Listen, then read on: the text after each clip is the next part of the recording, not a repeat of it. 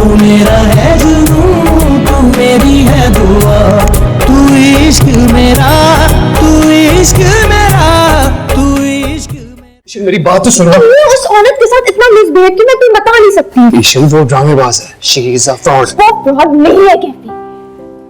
उसकी बच्ची जिंदगी की आखिरी सांसें ले रही है। Really? लव प्लीज, तुम जाओ जाके बैठ। मुझे नहीं तुमसे बात करनी, नहीं तुम्हारी जरूरत है ना जरूरत ईशल। I cannot leave you alone here। कभी तुम इतना स्ट्रेंज बिहेव करते हो, तो मैं बता भी नहीं सकती।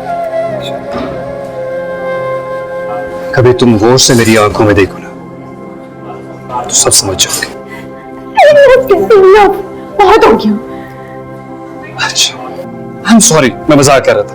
अब तो बता दो मुझे। उसकी बच्ची की बॉडी में से व्हाइट सेल सारे खत्म हो गए। अगर आज कुछ अरेंज नहीं हुआ ना, तो मर जाएगी। ब्लड डोनर अरेंज किया तुमने?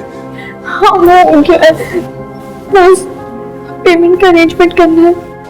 कैसे करोगी ये सब? पता नहीं, अकाउंट में जितने पैसे हैं उससे तो बात नहीं बनेगी।